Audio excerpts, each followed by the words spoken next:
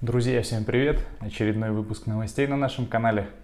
Впервые хочу сказать большое спасибо за то, что посмотрели предыдущий выпуск. Он набрал у нас рекордное количество просмотров на канале за минимальный промежуток времени. Всем и каждому, кто посмотрел, личная моя благодарность. Сегодня, наверное, выпуск будет чуть подольше, потому что я в течение недели старался собирать все самые интересные новости. По моему мнению, и не только. Тем более, очень много событий Олимпиады сейчас произошло.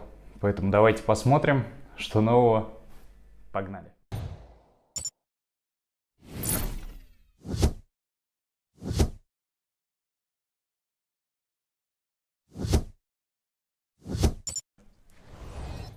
Начнем с футбола. Сергей Симак быстрее всех тренеров «Зенита» одержал 80 побед. Он побил рекорд Спалетти. Победа над Ростовом со счетом 4-2 в рамках российской премьер-лиги позволила Сергею Симаку добиться 80-й победы в карьере и побив тем самым рекорд Лучано Спалетти, на что потребовалось Симаку 131 матч, Спалетти на это потребовалось 135 матчей. Сергею огромное уважение, поздравляем его, отличный результат. Едем дальше.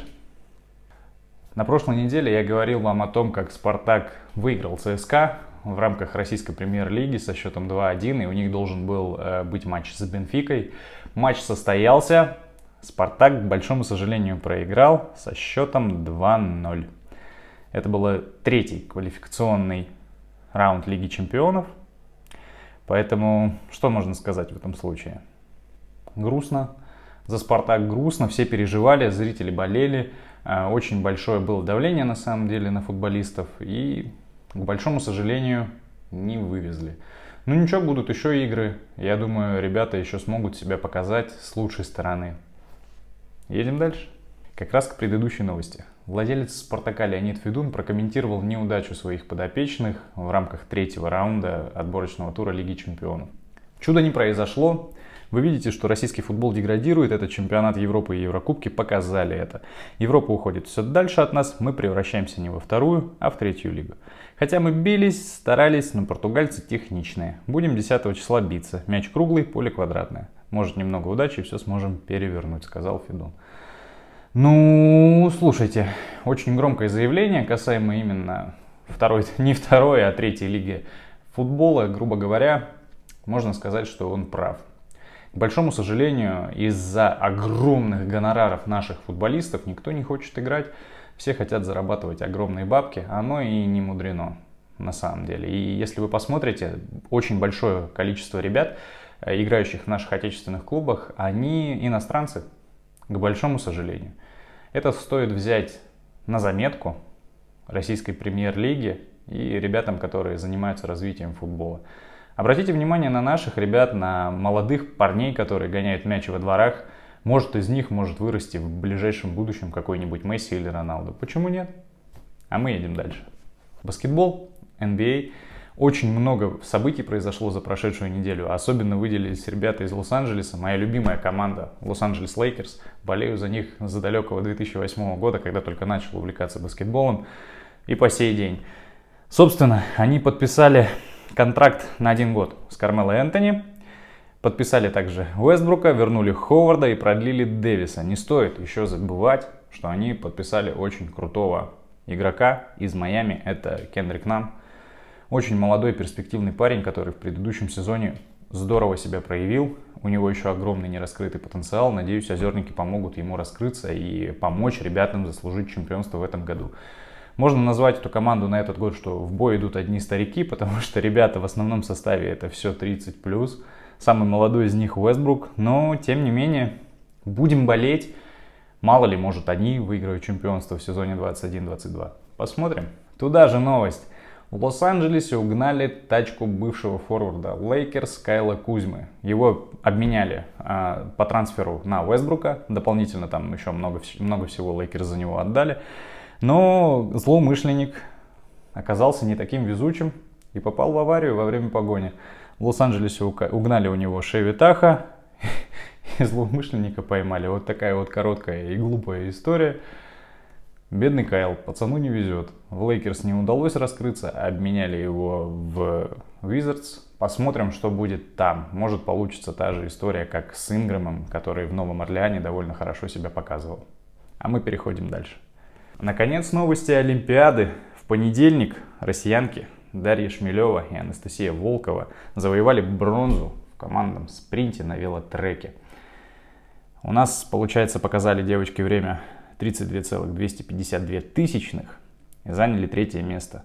Золото, само собой, выиграли представительницы из Китая. Ну, молодцы китаянки, ничего не скажешь, но наши девчонки тоже умницы. Поздравляем их, желаем удачи и в дальнейшем надеемся на более высокие пьедесталы. На бронзу это тоже очень хороший результат. Президент Федерации гандбола России Сергей Шикарев прокомментировал участие тяжелоатлетки трансгендера Лорел Хаббард в женском турнире Олимпиады 2020 в Токио. Далее идет цитата.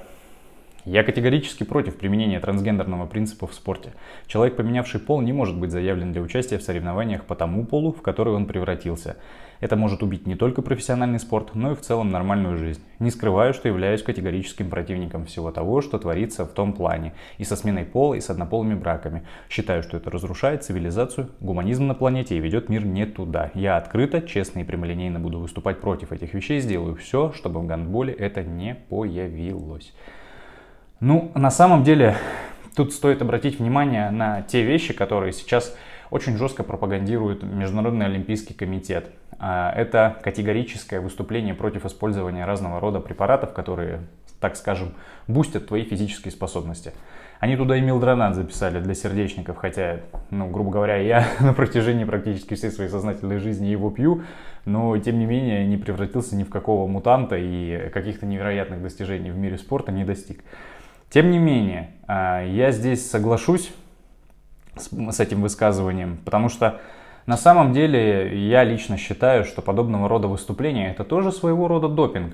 Мужчина, который превратился в женщину, все равно изначально остается мужчиной. И тестостерон в его организме в любом случае будет превалировать, какие бы гормоны он не употреблял.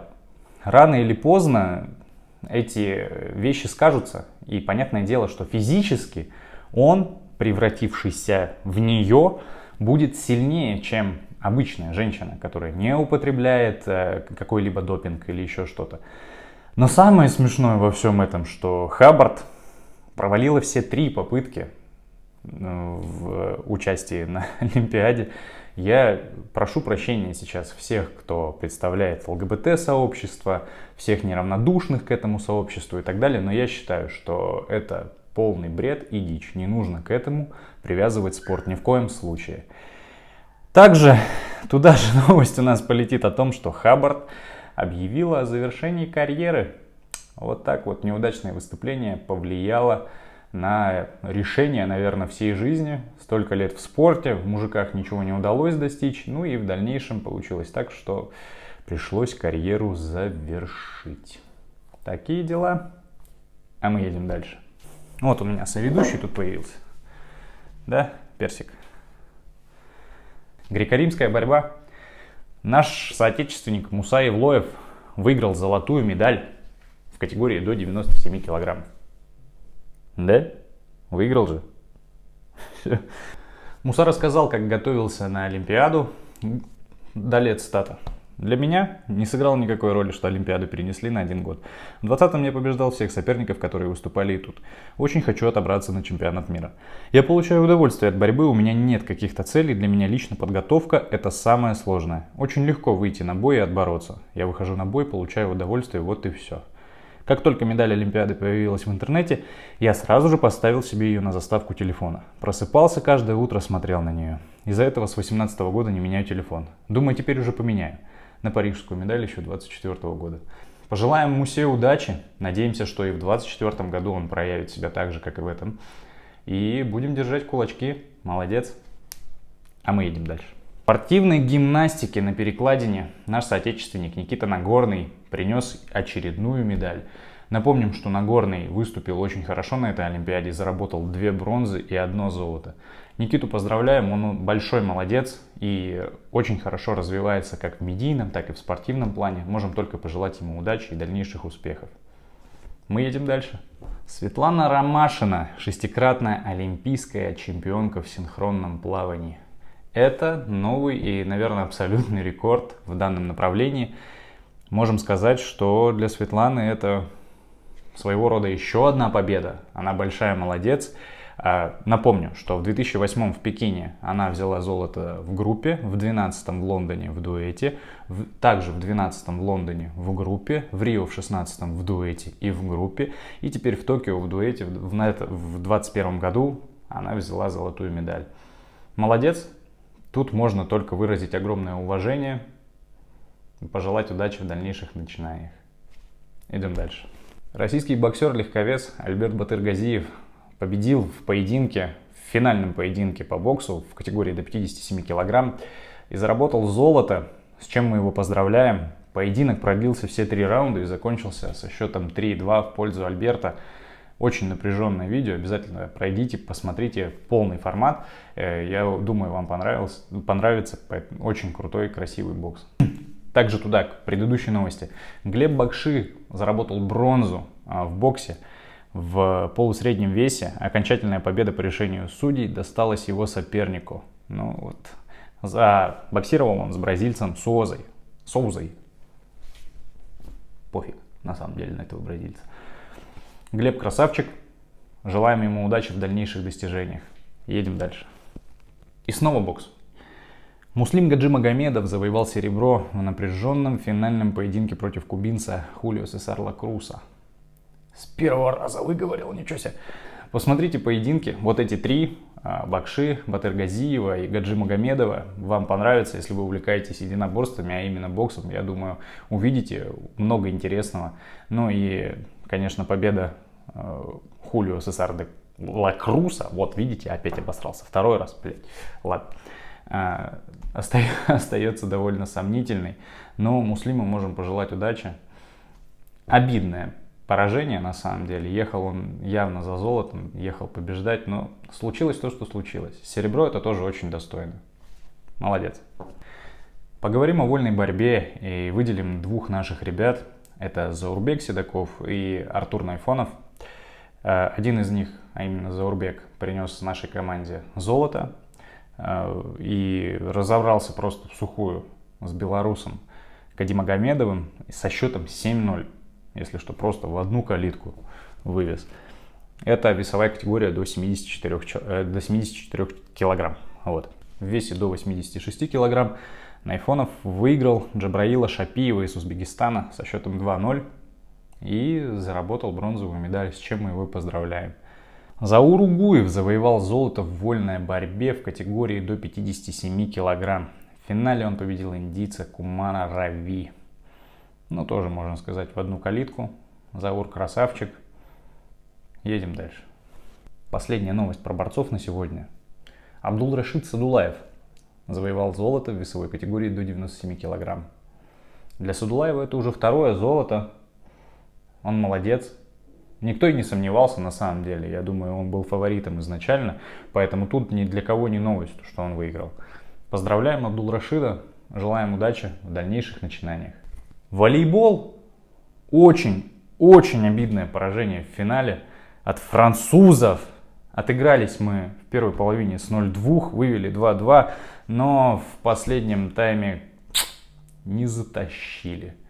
Тем не менее, ребята молодцы, сражались просто как тигры. Слов других не нахожу. Поздравляю с серебром и не отчаивайтесь, это очень крутой результат. Вы большие молодцы, вам огромное уважение. Минутка скучных новостей.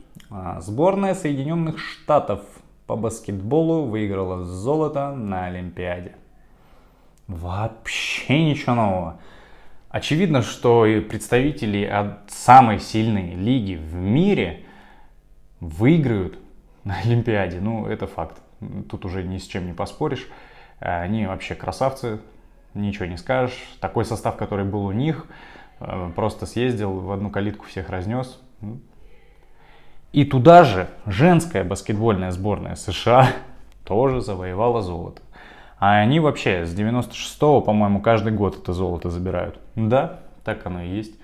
Американцев поздравляем, вы большие молодцы. С точки зрения баскетбола очень круто развивается именно Национальная баскетбольная ассоциация и Women NBA. Они очень круто бустят баскетбол в своей стране. Молодцы. Респект. Ну а теперь минутка грустных новостей. Это уже официально. Месси, к большому сожалению, не подпишет контракт с Барселоной. Несмотря на то, что клуб и Лионель достигли соглашения и намеревались подписать новый контракт, из-за экономических и структурных препятствий, связанных с нормами Ла Лиги, официально оформить документ невозможно. Такие дела. 14 лет за Барселону. И теперь уже просто невозможно представить Барсу без Лео или Лео вне Барсы. Но, опять же, вдогонку, есть две новости. Месси почти перешел в ПСЖ. Контракт до 2023 года с зарплатой 50 миллионов евро в год. Это первый вариант. Тоже это неофициально. Говорят, что презентация состоится 10 августа, но посмотрим. И вторая новость. Владельцы футбольного клуба Аль-Сад из Катара готовы предложить Месси трехлетний контракт. Внимание, на 1 миллиард евро. Охуеть? Не встать.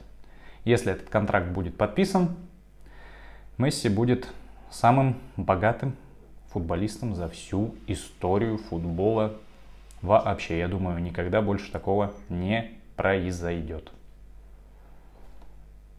Поживем, увидим. Что будет дальше? Посмотрим. Ну, а на этом у меня на сегодня все. Пишите, что вы думаете по этому поводу. Ставьте лайки или дизлайки. Обязательно комментируйте. И что еще я могу вам сказать? Увидимся через неделю, да. Не забывайте участвовать в нашем конкурсе. Еще 10 человек, и мы разыгрываем 2 крутых футболки. Упоминал об этом ранее. Подписывайтесь, следите за новостями. Обязательно проведем розыгрыш. И после этого, я думаю, будет еще один. Поэтому обязательно подписывайтесь. Желаю вам удачи, хорошего вечера. Занимайтесь спортом, берегите себя. И всем пока. Персик, скажи пока. Пока. Это он сказал.